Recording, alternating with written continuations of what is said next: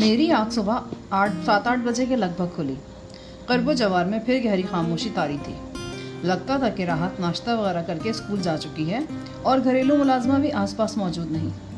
Bathroom से मुँह हाथ धोने के बाद मैं बिस्तर पर नींद दराज हो गया। मेरी कलाई की घड़ी ने 10 बजा दिए, लेकिन किसी ने मुझसे नाश्ते के बारे में नहीं पूछा। मैंने अंदाज़ा लगाया कि मुझे यहाँ बंद करने वाले बेहद मोहतात हैं और किसी भी तरह का रिस्क नहीं लेना चाहते। मुझे खाना वगैरह पहुंचाने के लिए ज़रूरी था कि दरवाज़ा खोला जाए, और दरवाज़ा खोलने में कई तरह के ख़तरात थे। लिहाजा मुझे अलमारी में रखे बिस्किट्स के बारे में बताकर ये लोग फारिग हो गए थे। इस सूरत हाल से एक और बात का भी सुराग मिलता था कि शायद ईसा जान यहाँ मौजूद नहीं था। उसके मातहत मेरे सिलसिले में जिस किस्म की एहतियात का मुजाहरा कर रहे थे, उसकी एक वजह ईसा जान की गैर मौजूदगी भी हो सकती थी। वो यहाँ मौजूद होता तो अपनी निगरानी में मुझे नाश्ता फराहम कर सकता था। वो सारा दिन भी मैंने यूं ही कमरे में पड़े पड़े गुजार दिया। शाम के वक्त एक बार फिर घर में चहल पहल के आसार नमूदार हुए। बहरहाल ये चहल पहल मेरे कमरे से दूर ही रही। कल तो ईसा जान के पंजाबी साथी बहादुर की सूरत नज़र आ गई थी, आज वो भी नज़र नहीं आया।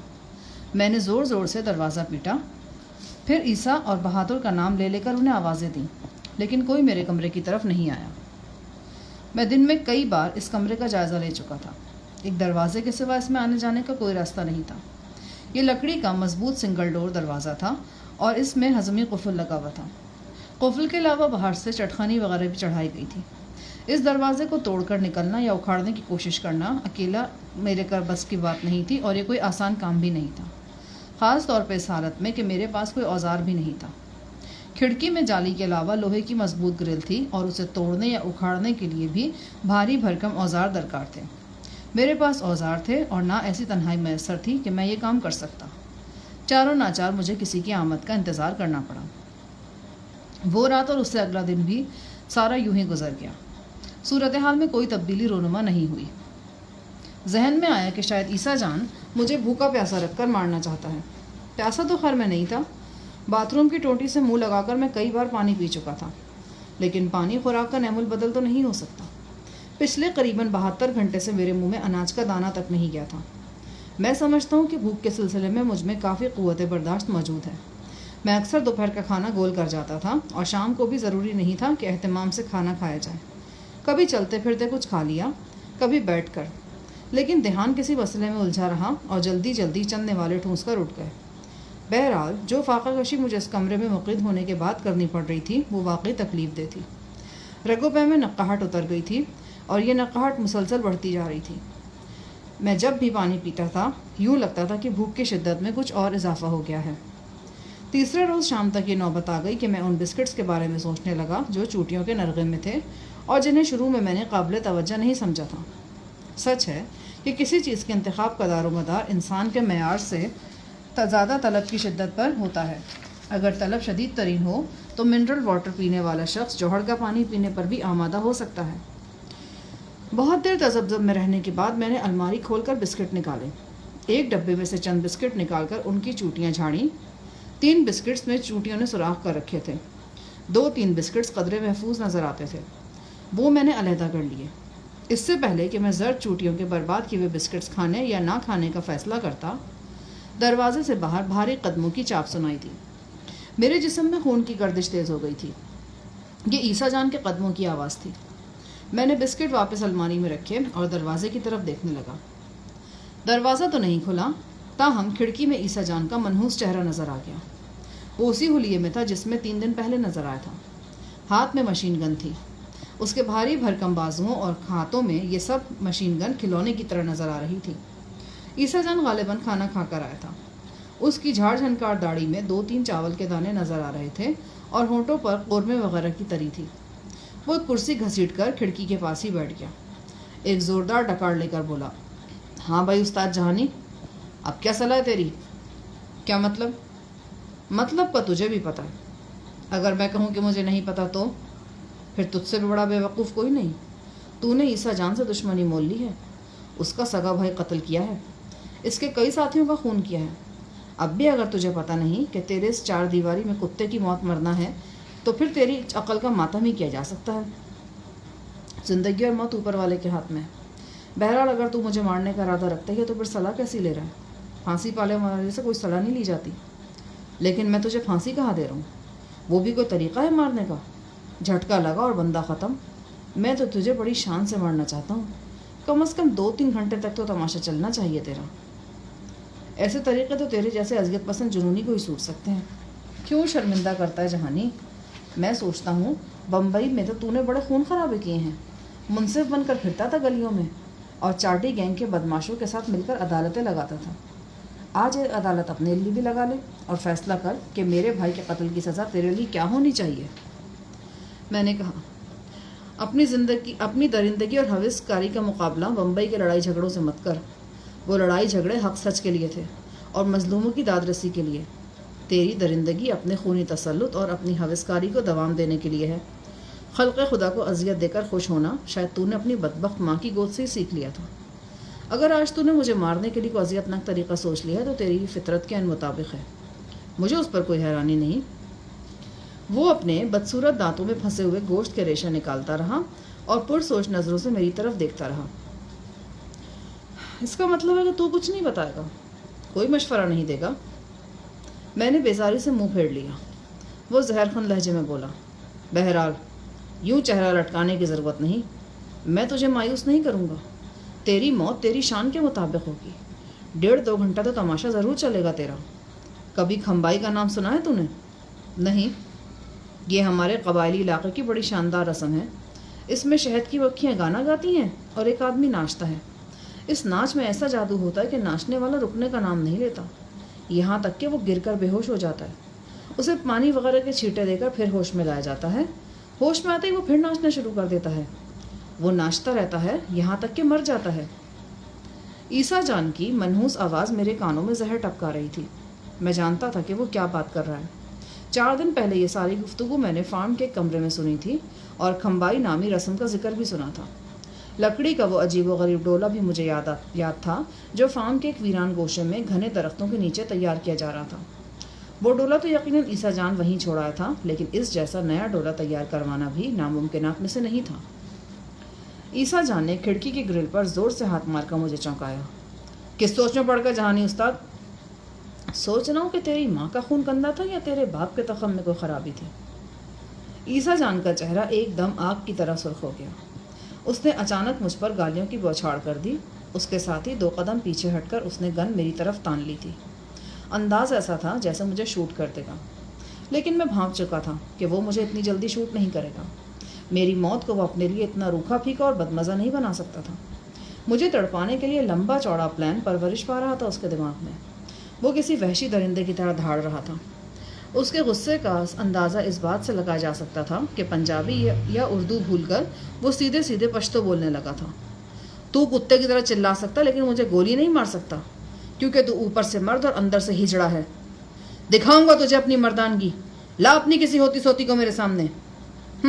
تیرے کنجر باپ کے سامنے تیری ہوتی سوتی ماں موجود تو تھی، لیکن وہ اپنی مردانگی نہ دکھا سکا، اور تو حرام زادہ پیدا ہو گیا. تو کیا مردانگی دکھائے گا؟ یہ سب کچھ عیسیٰ جان کی برداشت سے باہر تھا. اب تک وہ دوسروں پر ہی دھاڑتا رہا تھا. ایسے ترکی بترکی جواب شاید اس نے کبھی سنے ہی نہیں تھے. وہ غصے سے بے قابو ہو رہا تھا. میں نے کہا، اگر تو کسی گناہ کی پیداوار نہیں تو یہ گن چھوڑ اور مردوں کی طرح میرے سامنے آ.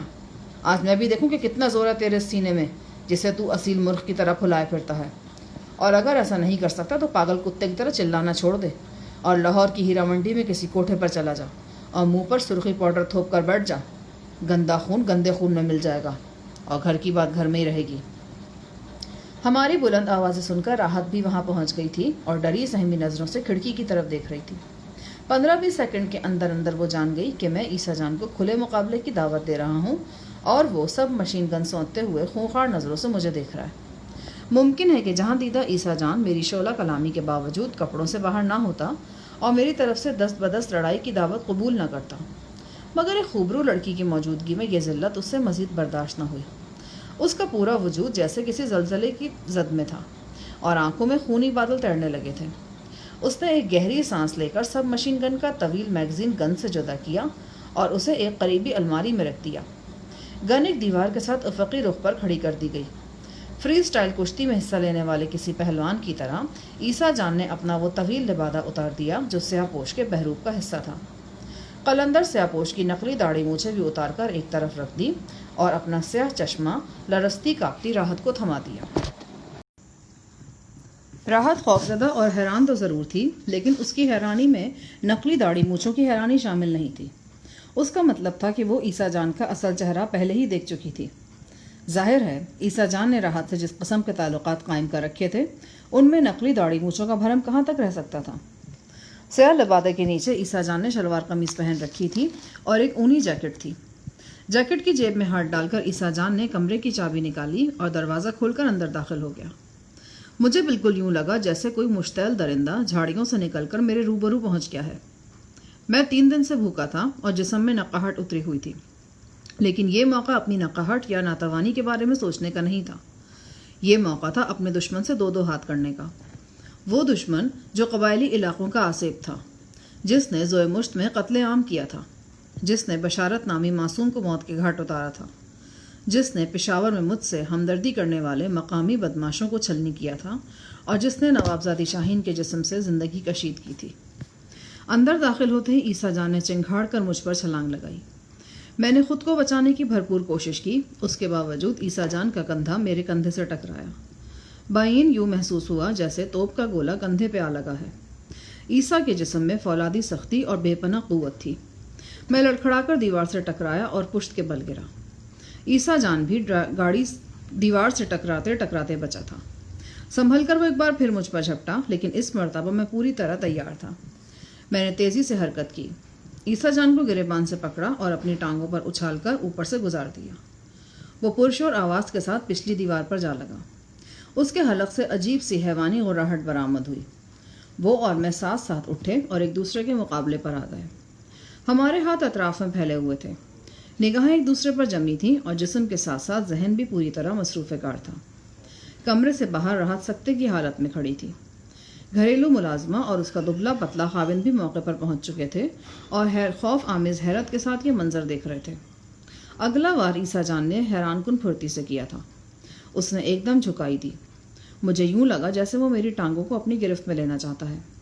میں نے غیر ارادی طور پر اپنا بالائی دھڑ آگے کو جھکایا تھا تاکہ عیسیٰ جان کو اپنی ٹانگوں کی طرف جانے سے روک سکوں، لیکن اس نے بڑی تیزی سے اپنی ٹانگ چلائی تھی۔ لڑائی بھڑائی کا 9-10 سالہ تجربہ ہونے کے باوجود میں خود کو اس ضرب سے نہ بچا سکا۔ بھاری بھرکم پشاوری جوتی کی ٹھوکر میرے جبڑے پر لگی اور آنکھوں میں تارے سے ناچ گئے۔ میں لڑکھڑا کر چوبی الماری پر جا گرا اور الماری اپنے تمام بوجھ سمیت دھڑام سے فرش بوس ہو گئی۔ عیسیٰ جان کی تباہ کن ضرب نے میرے نچلے ہونٹ کو بھی نقصان پہنچایا تھا اور منہ میں تیزی سے خون کا نمکین ذائقہ گھلتا جا رہا تھا۔ یہ چوٹ کھانے کے بعد میرا دماغ بھی بھننا اٹھا۔ میں نے گرنے کے باوجود اپنی نگاہیں عیسیٰ جان پر مرکوز رکھی تھیں۔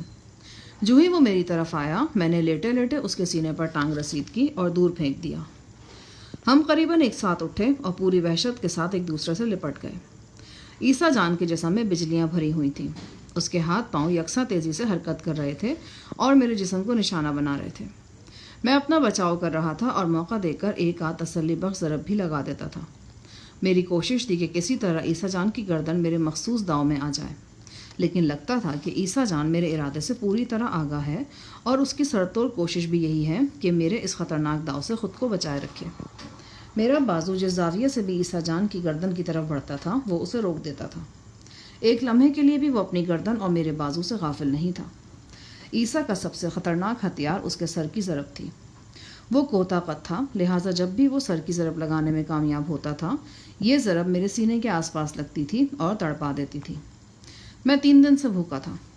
میرے جسم کو شدید ترین مشقت کے بعد آرام اور غذا کی ضرورت تھی، لیکن صورتحال کے جبر نے مجھے ایک نہایت خطرناک دشمن کے روبرو لا کھڑا کیا تھا۔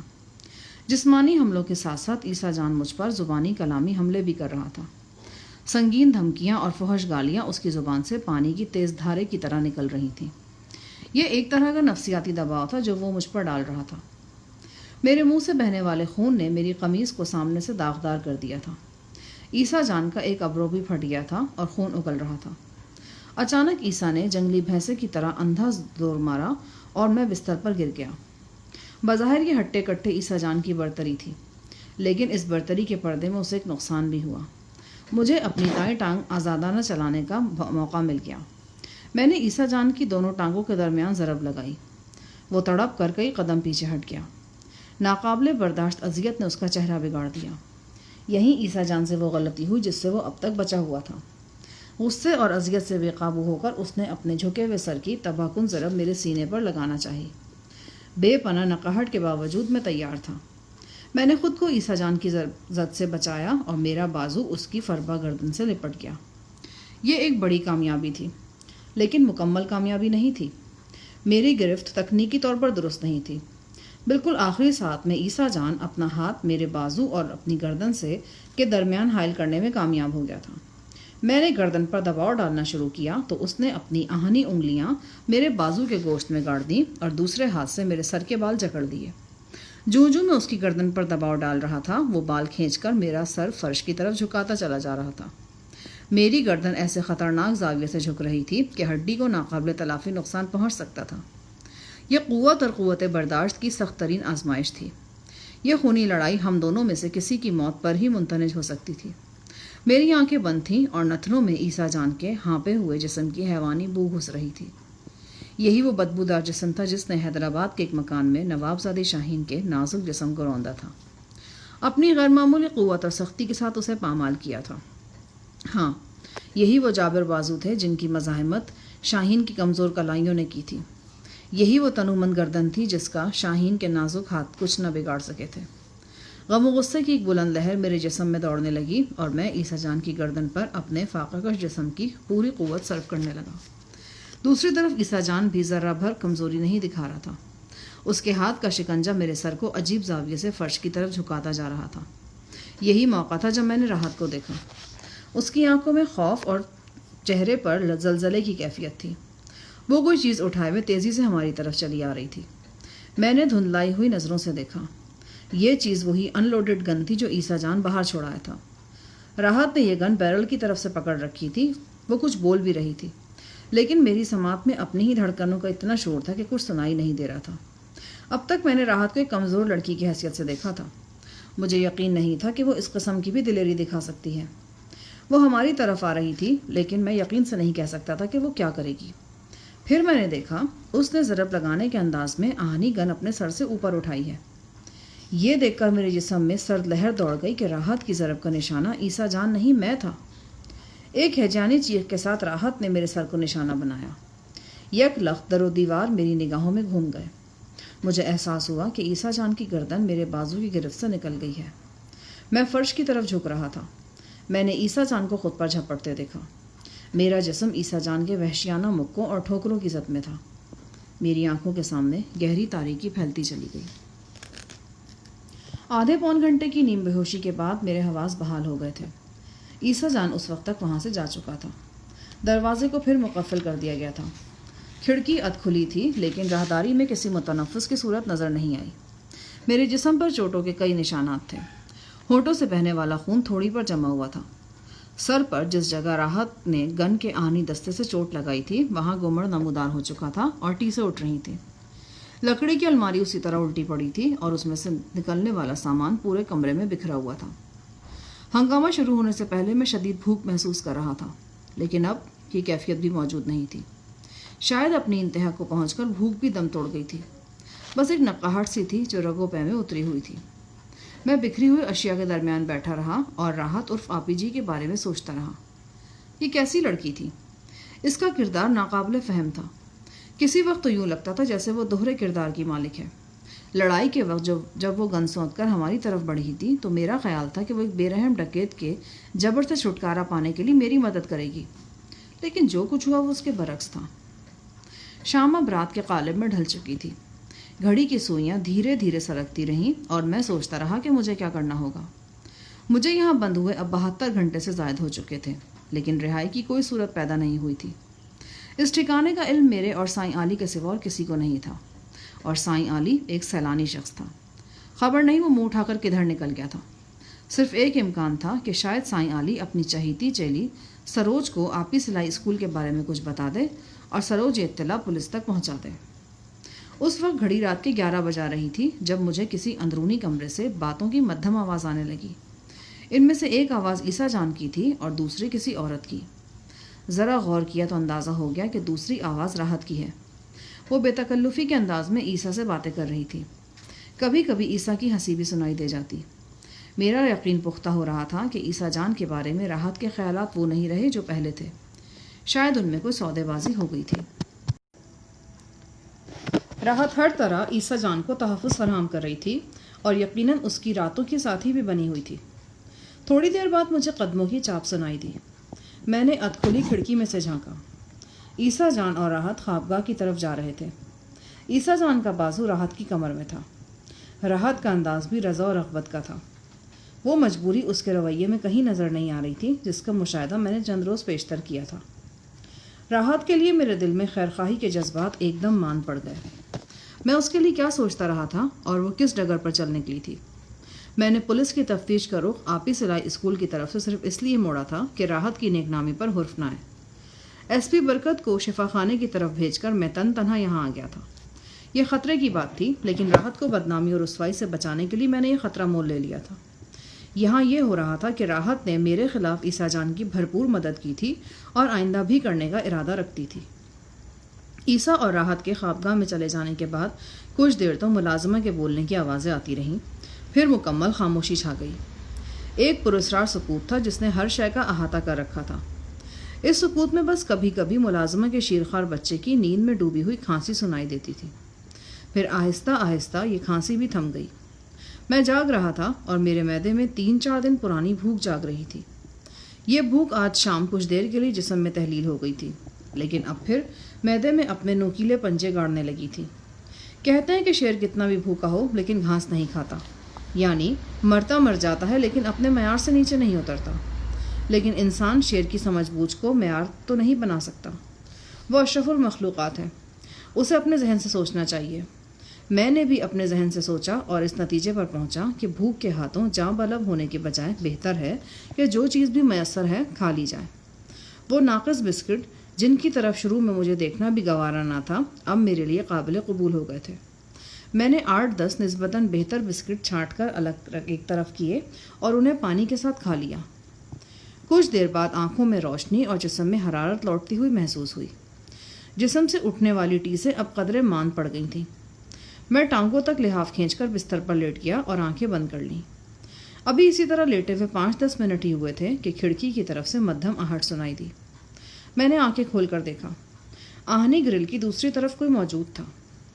غور سے دیکھا تو جسم سنسنا اٹھا۔ وہ راحت تھی۔ اس نے شب خوابی کا لباس پہن رکھا تھا اور بال شانوں پر بکھرے ہوئے تھے، جنہیں اس نے ایک سوتی دوپٹے میں سمیٹنے کی کوشش کی تھی۔ وہ کھڑکی کی گرل سے لگ کر کھڑی ہو گئی۔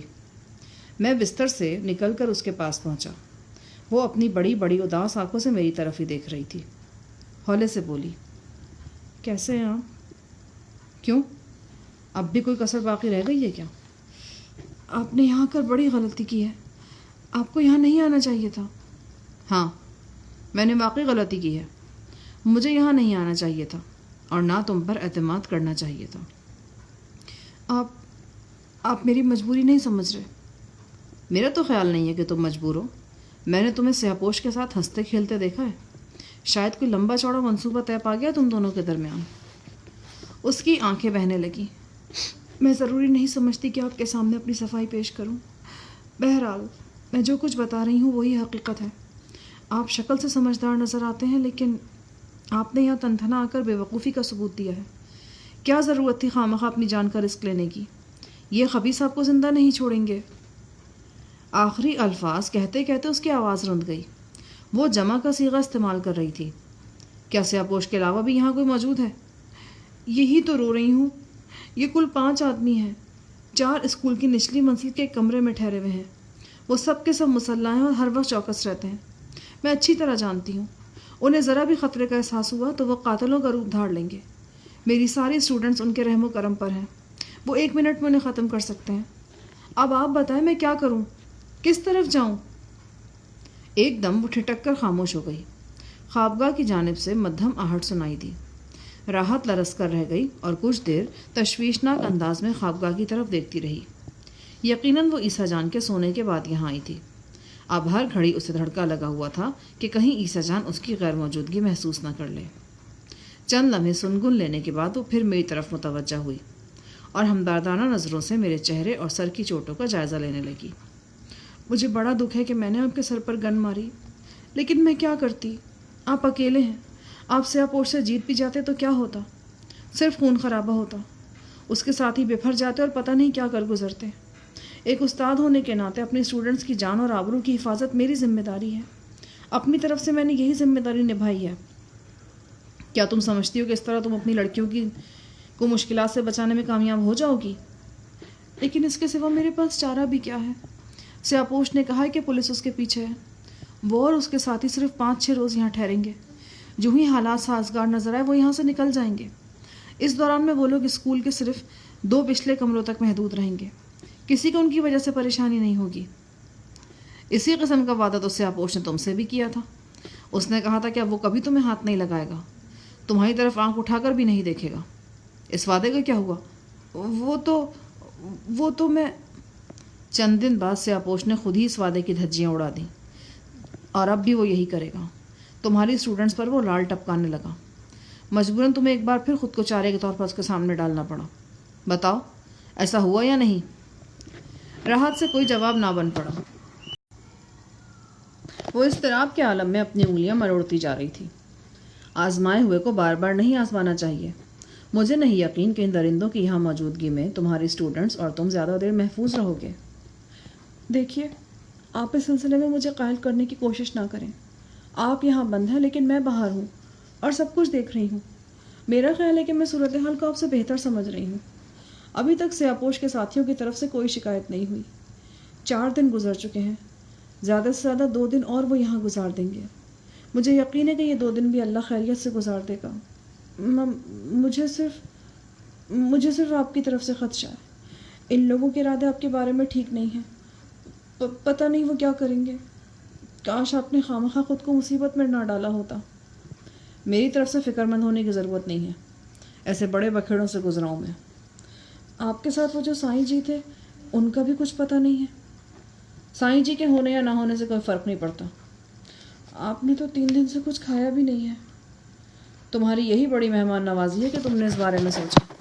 میں مجبور ہوں، سیاپوش نے سختی سے منع کر رکھا ہے کہ آپ کے کمرے کا دروازہ نہ کھولا جائے، اور ویسے بھی دروازے کی دونوں چابیاں اسی کے پاس ہیں۔ ٹھیک ہے، مجھے تم سے کوئی شکایت نہیں ہے۔ راحت نے مجھے ان بسکٹس کے بارے میں بتایا جو الماری میں موجود تھے۔ میں نے کہا کہ میں نے وہ بسکٹس کھائے ہیں اور ابھی آدھے سے زیادہ موجود ہیں۔ وہ مجھے غمزدہ نگاہوں سے دیکھتی ہوئی واپس چلی گئی، واپس اسی بستر پر جو اس کا مقدر بنا ہوا تھا۔ یہ اگلے روز شام کا واقعہ ہے۔ میں بستر پر نیم دراز تھا اور سوچ رہا تھا کہ اس منحوس کمرے سے نکلنے کے لیے اب کوئی ہنگامہ خیز قدم اٹھانا پڑے گا۔ اچانک راہداری کی طرف سے بھاگتے قدموں کی آواز سنائی دی۔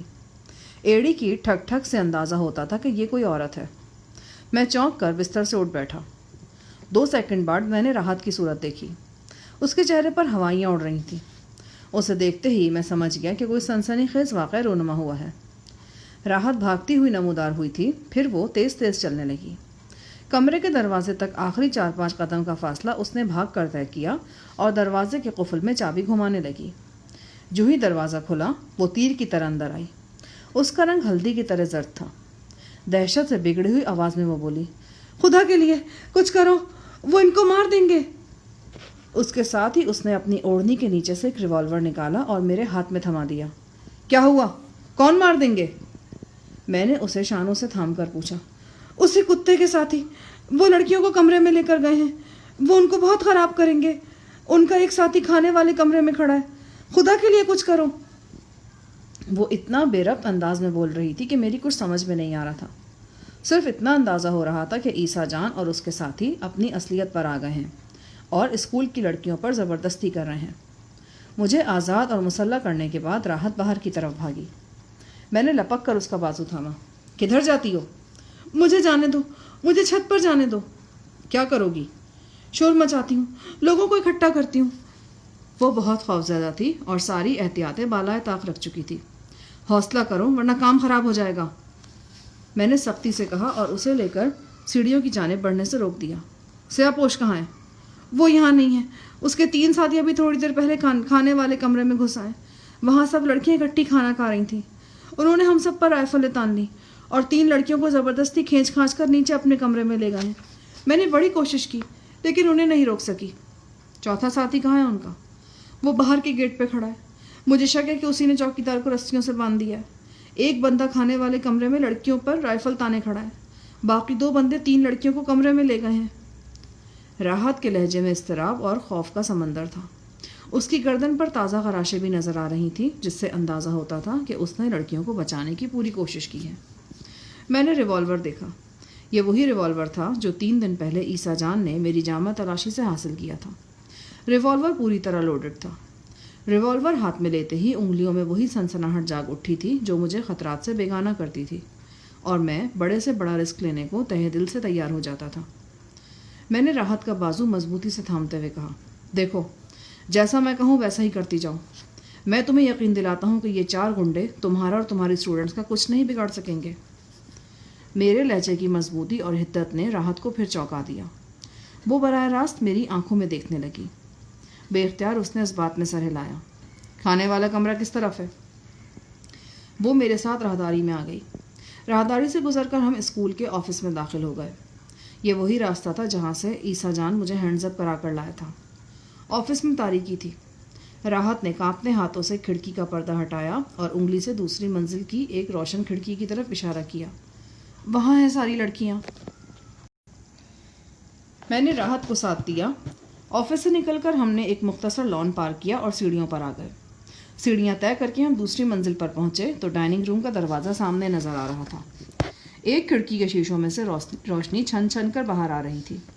دروازہ اندر سے بند تھا۔ بقول راحت اس کمرے میں کم و بیش 30 لڑکیاں اور بچیاں موجود تھیں، لیکن یوں محسوس ہوتا تھا کہ کمرے میں کوئی متنفس موجود نہیں۔ بالکل خاموشی چھائی ہوئی تھی۔ آپ کیا کرنے جا رہے ہیں؟ کہیں وہ شخص فائر نہ کر دے۔ راحت ڈری ہوئی تھی۔ اس کی انگلیاں میرے بازو میں دھسی ہوئی تھیں۔ میں نے اسے تسلی دے کر دروازے کے قریب پہنچا۔ کی ہول میں آنکھ لگا کر جھانکا تو کمرے کا ایک حصہ دکھائی دیا۔ میں نے عیسیٰ جان کے پنجابی دوست بہادر علی کو دیکھا۔ اس کے ہاتھ میں 7mm رائفل تھی۔ وہ ایک میز پر یوں بیٹھا ہوا تھا کہ اس کی ایک ٹانگ زمین پر تھی اور دوسری لٹک رہی تھی۔ ایک ہاتھ سے وہ کچھ کھا بھی رہا تھا۔ جس میز پر وہ بیٹھا تھا وہ خاصی طویل تھی۔ اس پر کھانے کے برتن بکھرے ہوئے تھے۔ کی ہول میں سے مجھے 10-12 لڑکیاں بھی نظر آ رہی تھیں۔ ان میں سے کچھ دیوار کے سہارے سکڑی سمٹی بیٹھی تھیں اور کچھ ادھر ادھر کھڑی تھیں۔ ان سب کے چہروں پر موت کی زردی کھنڈی ہوئی تھی۔ میز پر موجود بچے کھچے کھانے سے اندازہ ہوتا تھا کہ عیسیٰ جان کے ساتھی کھانے کے دوران میں ہی کمرے میں داخل ہوئے تھے اور لڑکیوں کو رائفلوں کے نشانے پر رکھ لیا تھا۔ زینے طے کرتے ہی جو کھڑکی ہمیں نظر آئی وہ دروازے کی دائیں طرف والی دیوار میں تھی۔ کھڑکی کو دیکھتے ہی اندازہ ہو جاتا تھا کہ اس کے 2 پٹ کھلے ہوئے ہیں۔ کھڑکی میں جالی یا گرل وغیرہ نہیں تھی، صرف پٹ کو دھکیل کر اندر کودنے کا راستہ بنایا جا سکتا تھا۔ میں نے اپنے ہونٹ راحت کے کان سے لگائے اور اسے سرگوشی میں بتایا کہ اسے کیا کرنا ہے۔ اس کے خوف میں مزید اضافہ ہو گیا۔ ایسا مت کریں، وہ انہیں جان سے مار دے گا۔ کچھ نہیں ہوگا انہیں، تم بالکل بے فکر ہو جاؤ۔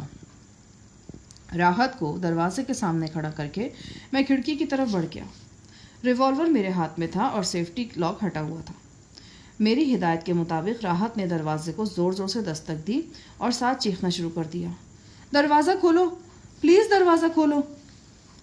کھڑکی کے شیشے ایسے تھے کہ میں اندر نہیں دیکھ سکتا تھا، تاہم تصور کی نگاہ سے میں دیکھ رہا تھا کہ بہادر علی کہاں ہے اور دروازہ کھٹکھٹائے جانے کے بعد اس نے کیا رد عمل اختیار کرنا ہے۔ یقیناً اس کا رخ دروازے کی طرف ہوگا اور کھڑکی کی طرف اس کی پشت تھی۔ عین ممکن تھا کہ وہ 3-4 قدم چل کر دروازے کی طرف بھی گیا ہو۔ اگلے ہی لمحے میرے اندازے کی تصدیق ہو گئی۔ اندر سے بہادر علی کی بھاری بھرکم آواز سنائی دی، کون ہے؟ یہی حرکت میں آنے کا وقت تھا۔ میں نے تیزی سے کھڑکی کھولی اور اندر کود گیا۔ بہادر علی مجھ سے قریباً 10 قدم کی دوری پر تھا۔ میری طرف اس کی پشت تھی۔ میں حتی الامکان تیزی سے بہادر علی پر جھپٹا۔ اس سے پہلے کہ وہ اپنا رخ پوری طرح میری سمت پھرتا اور رائفل کی نال میرے سینے کی سمت اٹھاتا، میں اسے دبوچ چکا تھا۔ میرے کانوں میں چند لڑکیوں کی دبی دبی چیخیں گونجیں۔ میں جانتا تھا کہ لڑکیاں اب کھڑکی کی طرف بھاگیں گی، لیکن میری ہدایت کے مطابق راحت کھڑکی پر موجود تھی۔ وہ نہ صرف لڑکیوں کو باہر نکلنے سے روک سکتی تھی بلکہ پرسکون بھی کر سکتی تھی۔ بہادر علی پر جھپٹتے ہی میں نے اس کی رائفل پر بھرپور ہاتھ مارا تھا۔ چونکہ رائفل اس نے ایک ہاتھ میں تھام رکھی تھی لہٰذا وہ چھوٹ گئی۔ میں نے اس کی ناف میں گھٹنا رسید کیا۔ جو ہی وہ کرہا کر جھکا، میں نے اس کی گردن اپنے بازو میں دبوچی اور 2-3 ہلکے ہلکے جھٹکوں کے ساتھ اسے 2-2.5 گھنٹوں کے لیے خلاص کر دیا۔ وہ مردہ چھپکلی کی طرح میرے بازوؤں میں جھول گیا تھا۔ اپنے کردار اور ہمت کے لحاظ سے وہ صرف نام کا بہادر ثابت ہوا تھا۔ جب میں نے اسے فرش پر لٹایا تو اس کا انگارے کی طرح سرخ چہرہ راکھ کی طرح بے رونق نظر آ رہا تھا۔ لڑکیوں کے چہروں پر ہیجیانی کیفیت تھی، لیکن راحت نے انہیں ڈانٹ ڈپٹ کر چیخنے چلانے سے باز رکھا۔ لڑکیوں کا شور ہمارے لیے خطرناک ثابت ہو سکتا تھا۔ یہ شور نچلی منزل کے عقبی کمروں تک پہنچ جاتا تو وہ دونوں بدماش ہوشیار ہو سکتے تھے جو لڑکیوں کو رنگ رلیاں منانے کے لیے نیچے لے گئے تھے۔ بہادر علی بے ہوش ہو چکا تھا، لیکن لڑکیاں ابھی تک اسے یوں دیکھ رہی تھیں جیسے وہ بلا ہے اور ابھی اٹھ کر ان سے چمٹ جائے گا۔ میں نے ریوالور جیب میں ڈال کر بہادر علی کی رائفل قبضے میں لے لی۔ کمرے میں موجود زیادہ تر لڑکیاں جوان تھیں، ان میں صرف 6-7 بچیاں تھیں۔ یہ سب کی سب آپ ہی اسکول کی غریب اور نادار اسٹوڈنٹس تھیں، معمولی کپڑے، معمولی صحت اور دیہاتی طور اتوار۔ وہ سب آنسو بہا رہی تھیں۔ میں نے راحت سے کہا کہ وہ یہیں رہے اور ان لڑکیوں کو تسلی تشفی دے۔ آپ کہاں جا رہے ہیں؟ نیچے۔ تم ان میں سے ایک سمجھدار لڑکی کو میرے ساتھ کر دو۔ لیکن آپ کریں گے کیا؟ یہ سوال جواب کا وقت نہیں ہے، جیسا کہہ رہا ہوں وہی کرو۔ راحت چند لمحے تذبذب میں رہی، پھر اس نے ایک لڑکی کو دبے لفظوں میں کچھ سمجھایا۔ وہ میرے قریب آ کے کھڑی ہو گئی۔ اسے کچھ ہوگا تو نہیں نا؟ ان سب لڑکیوں کو کچھ ہوا ہے کیا؟ وہ خاموش ہو گئی۔ ان لمحوں میں مجھے وہ ایک فکر مند ماں کی طرح نظر آئی جو اپنے بچوں کی سلامتی کو ہر شے سے زیادہ عزیز رکھتی ہیں۔ چھوٹی سی عمر میں بے پناہ ذمہ داریاں ڈالی ہوئی تھی اس نے اپنے اوپر۔ میں نے اس لڑکی کو اپنے ساتھ لیا۔ وہ 20-22 برس کی قبول صورت اور ذہین لڑکی نظر آتی تھی، لیکن خوف اس کے چہرے پر بھی موسلا دھار بارش کی طرح برس رہا تھا۔ بات تھی بھی خوف والی۔ تھوڑی دیر پہلے غنڈے ان میں سے 3 لڑکیوں کو یوں چھانٹ کر لے گئے تھے جیسے مرغی فروش کا ہاتھ دڑبے میں سے مرغیوں کو کھینچ کر لے جاتا ہے، اور ابھی یہ بھی واضح نہیں تھا کہ باقی لڑکیوں کے ساتھ کیا ہونا ہے۔ ان کی قسمت میں کل کا سورج دیکھنا لکھا بھی ہے یا نہیں۔ میں اور لڑکی دبے پاؤں زینہ اتر کر نیچے آئے۔ راحت نے اس عقبی کمرے کی نشاندہی کر دی تھی جہاں 2 غنڈے لڑکیوں کے ساتھ بند تھے۔ یہ کمرہ دوسرے کمروں میں گھرا ہوا تھا۔ قدیم طرز کا اکلوتا محرابی دروازہ مضبوطی سے بند تھا۔ بلند چھت والے برآمدے میں بلب کی زرد روشنی پھیلی ہوئی تھی۔ میں لڑکی کو ایک بڑے گول ستون کے پاس لے آیا اور اسے ہدایت کی کہ وہ لیٹ جائے۔ میری ہدایت سن کر لڑکی مزید خوفزدہ نظر آنے لگی۔ وہ پتہ نہیں کیا مطلب لے رہی تھی۔ خوفناک ماحول میں تو خشک پتے کی آواز بھی خوفناک ہی ہو جاتی ہے۔ میں نے اسے تسلی تشفی دی اور پہلو کے بل فرش پر لٹا دیا۔ اس کا رخ دروازے کی مخالف سمت میں تھا۔ میں نے پروین نامی لڑکی کو ہدایت کی کہ کچھ بھی ہو جائے وہ بے سود پڑی رہے اور حرکت نہ کرے۔ اپنی رائفل میں نے ستون کے قریب رکھ دی۔ اس کے بعد میں نے زور زور سے کمرے کے دروازے پر دستک دی۔ اندر سے بار بار پوچھا گیا کہ کون ہے، لیکن میں نے جواب نہیں دیا۔ 5ویں چھٹی دستک پر کوئی دروازے کی طرف آیا۔ میں گول ستون کی اوٹ میں کھڑا ہو گیا۔ دروازہ کھلا، پھر کسی نے محتاط انداز میں باہر جھانکا۔ اس کے ہاتھ میں ریوالور تھا۔ کون ہے؟ ریوالور بردار نے بے حد چڑچڑے انداز میں کہا۔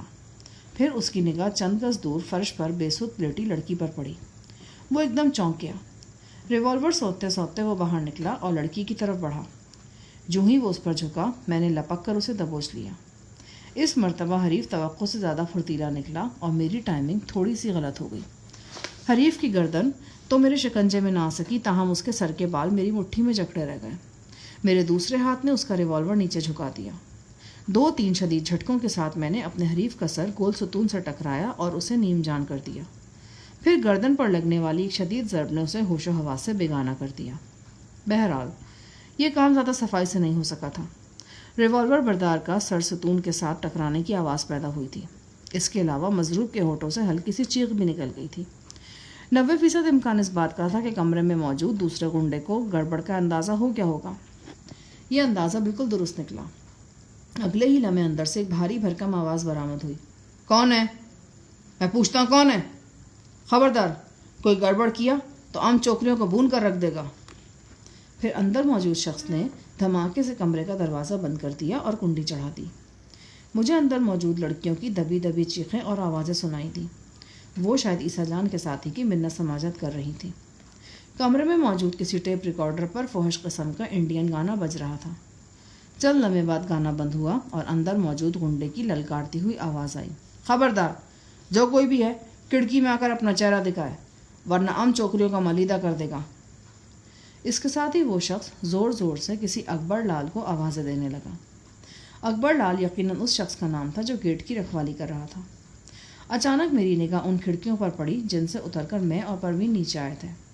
ये खिड़कियाँ कमरे के रोशनदान के बिल्कुल पास से गुजरती थीं। मैंने परवीन को खिड़कियों के नीचे महफूज खला में छुपाया और ख़ुद तेज़ी से सीढ़ियाँ चढ़कर रोशनदान की तरफ आ गया। मैंने एक टांग जीने पर रहने दी और दूसरी फैलाकर 4-5 फुट दूर रोशनदान के चौखटे पर रख दी। अंदर झांका तो कमरे का मंजर साफ नज़र आया। मैं मुकम्मल तारीकी में था, लिहाजा खदशा नहीं था कि अंदर से मुझे देखा जा सकेगा।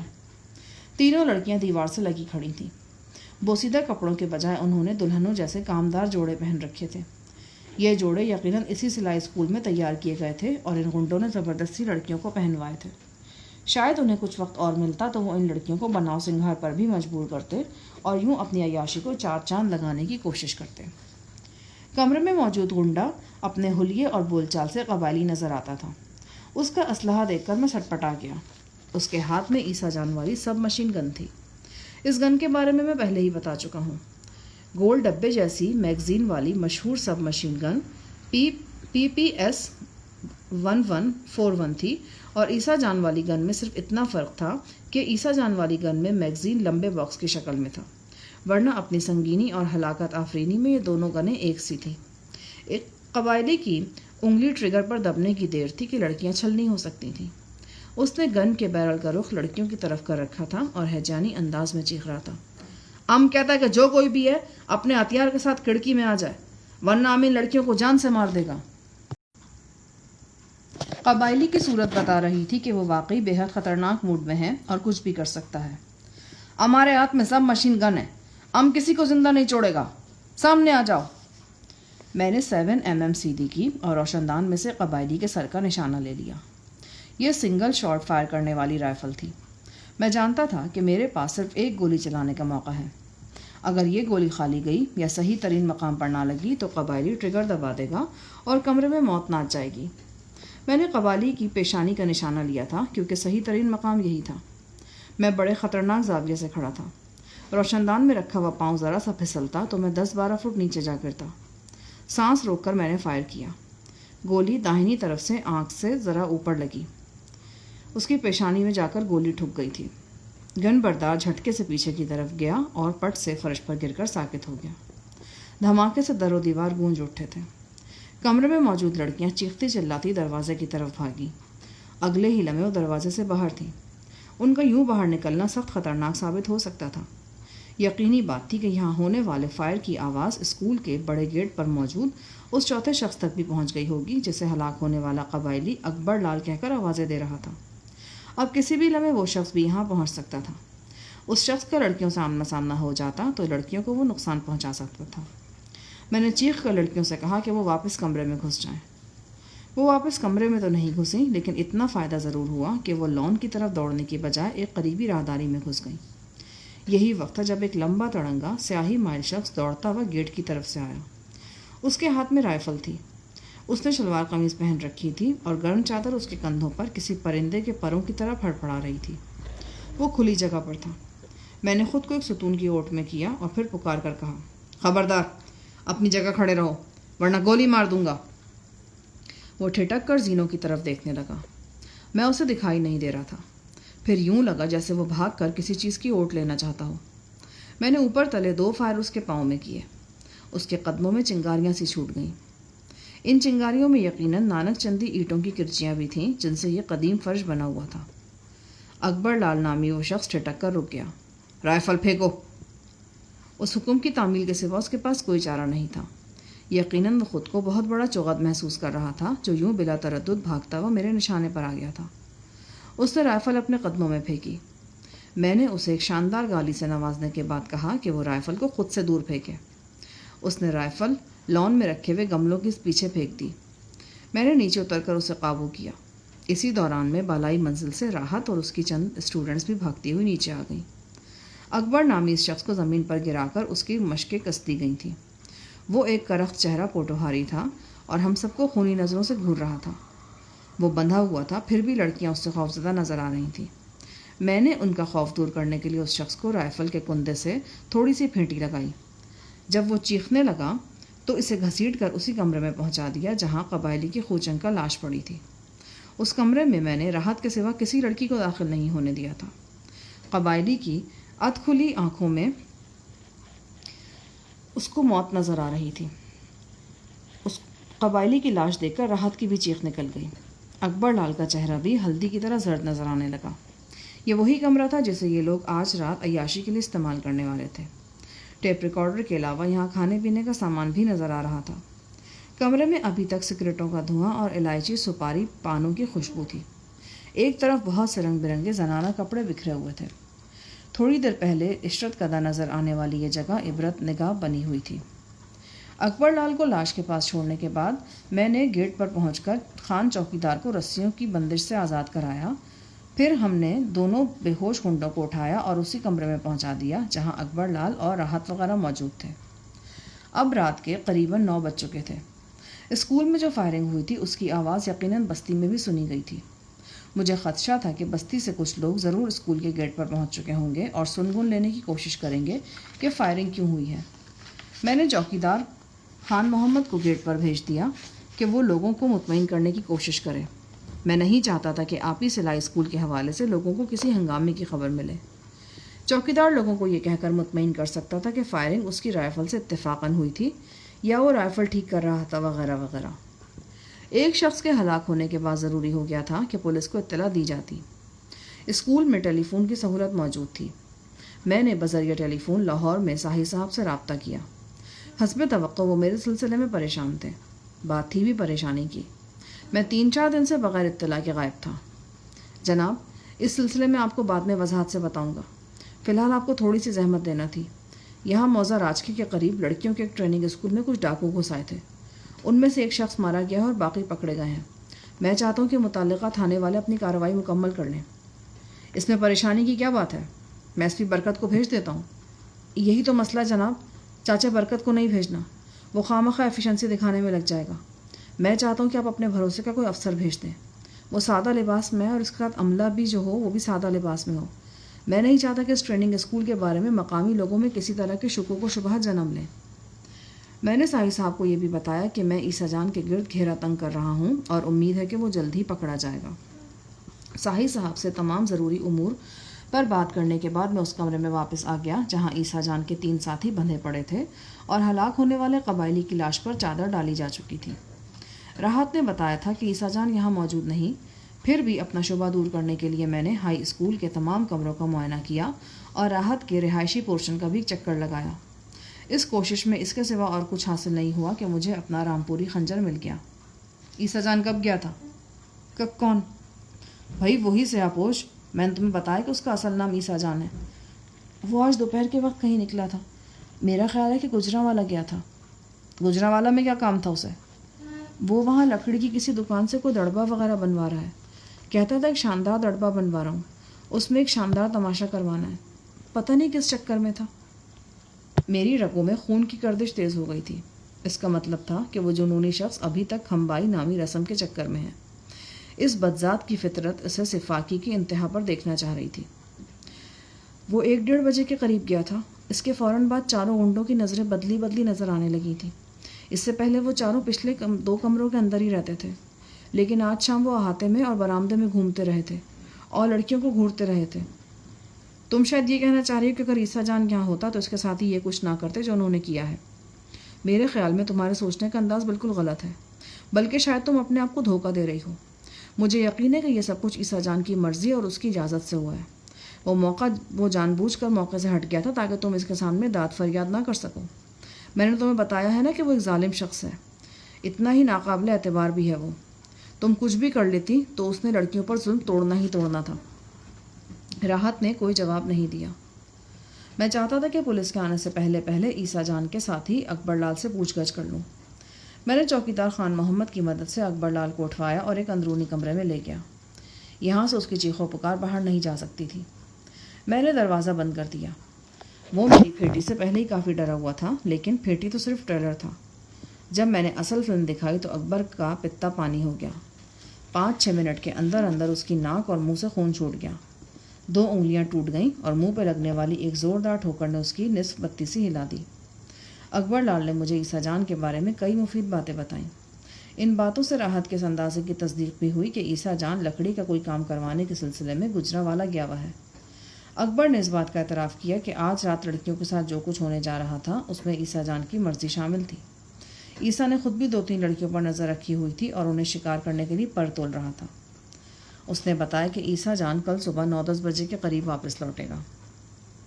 رات گئے لاہور سے ایک DSP صاحب آئے. مقامی تھانے دار کے ساتھ مل کر انہوں نے نہایت خاموشی و رازداری سے اسکول کے اندر اپنی کارروائی مکمل کر لی. لاش کو ایک بند گاڑی میں پوسٹ مارٹم کے لیے روانہ کر دیا گیا. میں نے بہادر علی سمیت عیسیٰ جان کے 3 ساتھیوں کو پولیس کی تحویل میں دے دیا. 3 پولیس اہلکار سادہ لباس میں میرے ساتھ ہی رہ گئے. باقی ملزمان کو لے کر لاہور روانہ ہو گئے. اب عیسیٰ جان کی واپسی کا انتظار شروع ہوا. یہ ایک تکلیف دہ اور صبر آزما انتظار تھا. ایک SI اور ایک ہیڈ کانسٹیبل کو میں نے اس راستے پر متعین کیا تھا جو گجرانوالہ سے موزہ راجکے کی طرف آتا تھا. ایک مسلح ASI میرے ساتھ موجود تھا. ہمارے درمیان واکی ٹاکی پر رابطے کا انتظام بھی تھا. میں نے راحت کو ہدایت کر دی تھی کہ صبح اسکول میں کوئی غیر معمولی بات نظر نہیں آنی چاہیے. سب لڑکیاں اور عملے کی عورتیں روزمرہ کے کام کریں. کسی کو شبہ تک نہ ہو کہ رات اسکول میں کوئی واقعہ ہوا ہے. لڑکیاں اور بچیاں بہت خوفزدہ تھیں لیکن مجھے امید تھی کہ حوصلہ مند راحت انہیں سنبھالنے اور اپنی مرضی کے مطابق چلانے میں کامیاب رہے گی. صبح 8 بجے کے بعد جب اسکول میں کلاسیں وغیرہ شروع ہو گئیں تو ہمارے انتظار کی کیفیت شدت اختیار کر گئی. ہم ایک ایک لمحہ گن کر گزار رہے تھے. 9 اور پھر 10 بج گئے لیکن عیسیٰ جان کا دور دور تک پتہ نہیں تھا.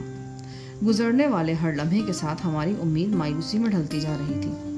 ہم راحت کے دفتر کے پاس ہی ایک کمرے میں بیٹھے تھے. ادھ کھلی کھڑکی میں سے ہماری نظریں گیٹ کی طرف لگی ہوئی تھیں لیکن ان نظروں کی